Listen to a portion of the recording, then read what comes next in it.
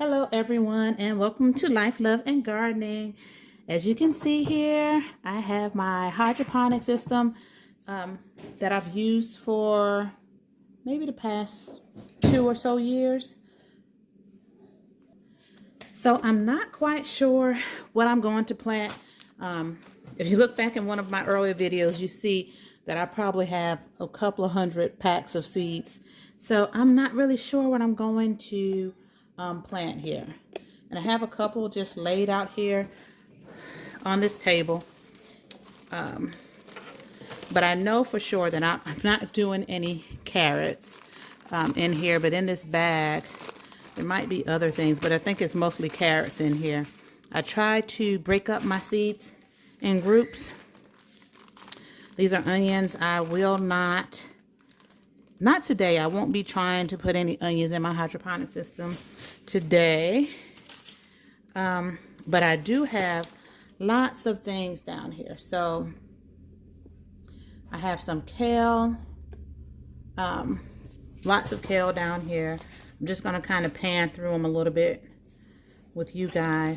So these are older seed packs, and so what I did was when I grew them, I just kind of saved the seeds and I just kind of put them back in these packs here. But this is a mixed colored kale. I also have, so I kind of grouped them together. So I think I did the chard and like the kales, I tried to put them together. And so this is a premier kale, which is kind of like a shinier leaf kale, really tender kale.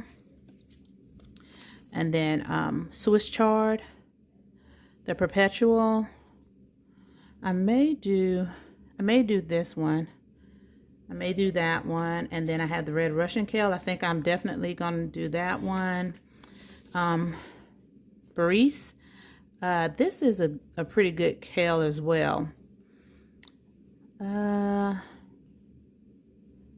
This leaf is also really glossy, so sometimes I get that one mixed up with the premier kale. Both of them seem similar with the kind of leaves, the glossiness, and I just may be mixing that up. But that's why I am video documenting what I'm doing, because I don't remember from day to day what I do, let alone, you know, a year ago or a couple of seasons ago. I probably will not be doing the dinosaur kale. I'm not sure. I only have 12 of these little plugs here, these little holes for me to use. So I do have a couple of these hydroponic systems. How many do I have? I think I have maybe 3 or 4 of these systems here. So I can do at least 36 or either 48. I can't remember whether I have 3 or 4 of them. But if I just put one seed, I could have, you know, 36 to 48 plants, but I typically double them up. So I also have this lettuce here. This is a bib lettuce, limestone. And so I think this is more like a butterhead kind of lettuce, like really soft leaves. The black seeded Simpson. I had this for a while, and when I grew it the last time, I just kind of saved seeds and put them back in the package. So I have a couple of those, and I think this was like maybe some free seeds that I got from somewhere. Paris Island. This seems almost like a romaine lettuce, and Grand Rapids here. And you guys let me know what kind of lettuce, if you plant lettuce, what kind of lettuce do you plant and what do you like? This is Butter Crunch, so this is definitely a soft buttery leaf. And then White Boston. So I think this is going to be possibly a more crunchier variety. Okay, so I have also Tom Thumb, which is smaller lettuce. So I probably definitely do a Tom Thumb. Blonde de Paris, probably another crispy kind of lettuce, just like the White Boston. Those two probably are pretty like crispy.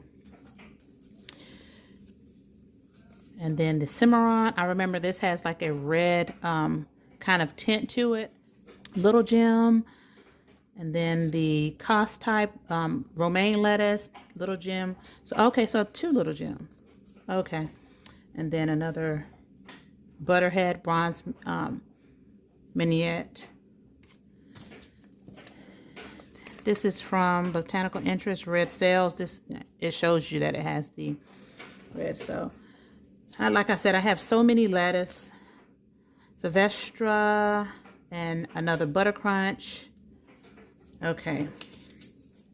And so what I plan to do is probably take some of these after they get to a certain size in here and put them out outside in a raised bed or in one of the containers out there, and then start new batches in here, kind of like over and over again. Okay, and I also want to do some cabbage. So I know I want to do some red acre cabbage. Copenhagen cabbage. This is a kind of small cabbage. I did that about last year. I did Copenhagen, and they were pretty nice. And the red cabbage was really nice too. It got really pretty. I didn't have any bug damage where I was at last year. Here, where I'm at now, in zone 8 here, in this particular area, which is, I want to say it's a little bit further east than what I was the last year. And so my crops are just totally different now.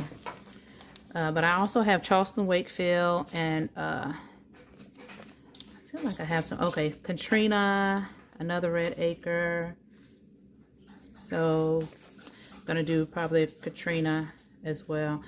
Should I do Katrina or Charleston, Wakefield? I don't know. I'm not sure. And then I have my cauliflower. I have this Romanesco broccoli. I didn't really get a big broccoli last year. I got like a pretty medium-sized head. I would say about the size of a softball last year. And then I got a lot of side shoots, but not off of the Romanesco. I don't think I grew this one last year. I grew the typical, broccoli that everyone else grows, though. I think it's Waltham. But then I'll have this all year cauliflower, and then Violetta cauliflower, and then the self-blanching snowball cauliflower. And I'm definitely going to do the red.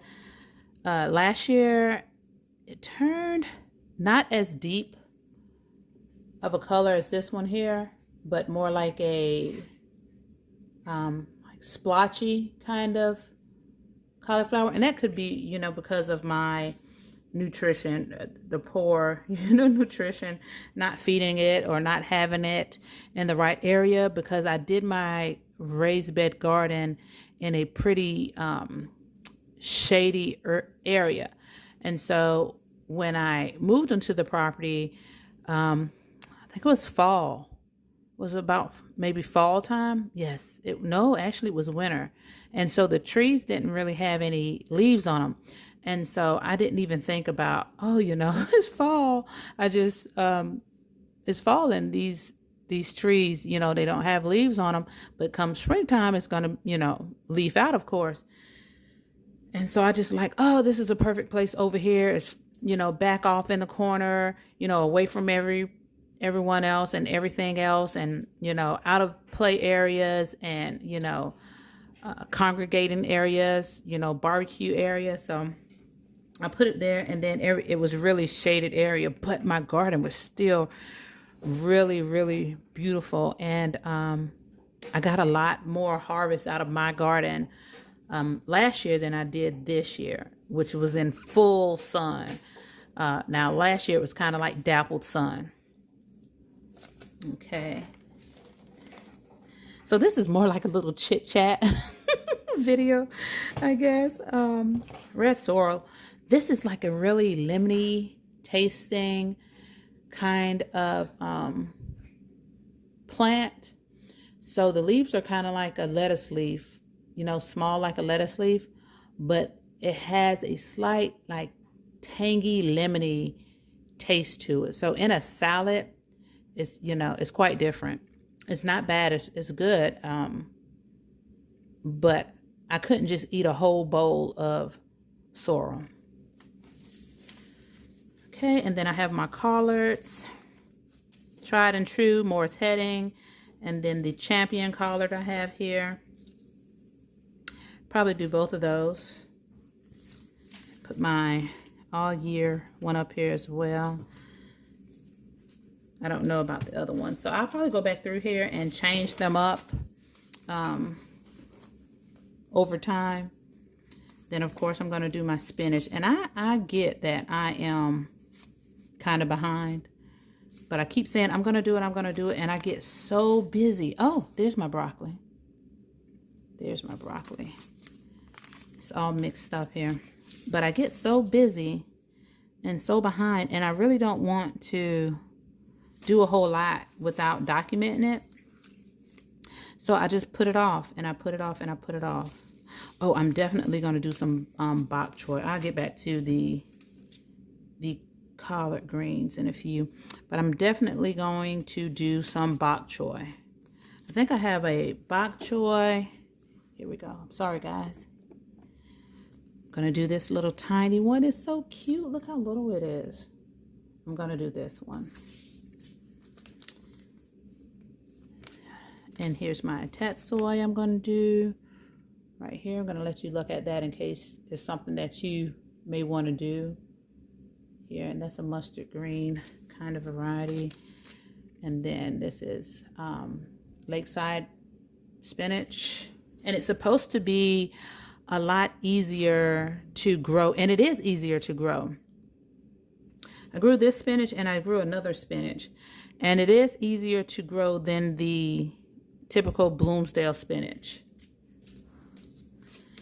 And I'm going to do some Mizuna because it's good for you to have some bitters in your diet. And Mizuna, to me, and like arugula and stuff, it's kind of like bitter tasting, but our bodies kind of need the bitter. Now, probably about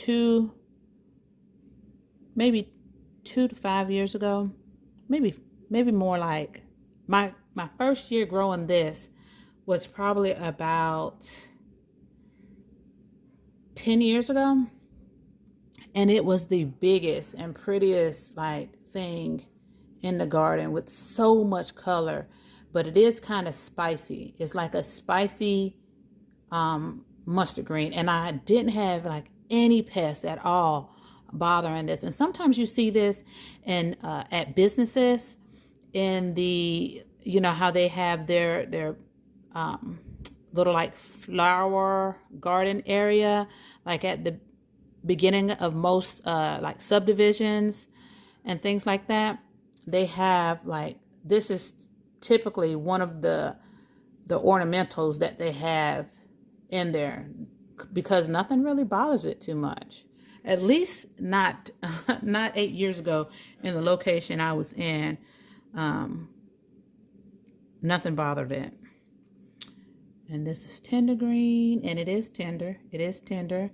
And it's pretty good. But, it, you know, in the warmer temperature, it does bolt really, really fast.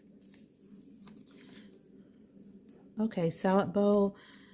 Oh, okay, so I know I want to try this green right here. This one. And the winter, this is supposed to last all through winter, all through snow and freezing temperatures and things like that. And I think I'm pretty late with echinacea or, what is it? Not echinacea, calendula. I should have probably already planted this, but it's okay. We just had like 80-degree temperatures. So I may still try to go ahead and plant this. And there's my Bloomsdale spinach, which takes, you know, a lot more effort to grow than the lakeside. This is another, what is this, another salad bowl? Did I just put one? I think I just put it back behind me, back behind the stash while I was talking. Then I want to do a couple of different herbs. Dill. I will do dill. Oh, Siberian dwarf. Now, this is a pretty, I found this to be like a thick leaf kale. Very sturdy plant, I would say. Very sturdy. But I am going to do dill, I believe, and fennel. And I think that's it. That's it for what I'm going to plant in this hydroponic. But I can't plant all of these, so I am going to go back through them again. I do think that I'm going to scatter this salad blend in one of my raised beds or one of my little containers. I think I am going to scatter this. I may end up planting, if you remember, I had those two wooden kind of raised beds, you know, like a kind of movable, portable kind of like raised bed. I'm probably going to sprinkle a lot of salad in there, or I may do carrot. I still don't have a plan. I know you guys are like, plan it, write it down, figure it out, and I just don't do that. But, you know, not all the time. I used to do it, but I just run out of time. I'm always doing something. I'm always super busy. You know, my friends call me and my family and they're like, are you busy? I'm like, I'm always busy, but you know, what's up? Let's talk while I'm busy being busy.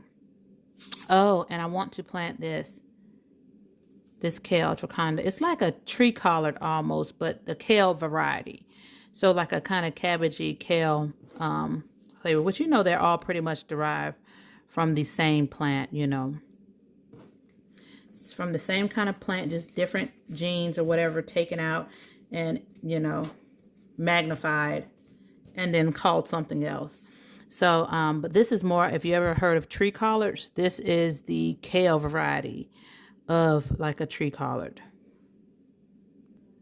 So I'm not going to talk your head off any further. I'm going to sit back and figure out what I'm going to do right here, right now, and I will let you see what I come up with.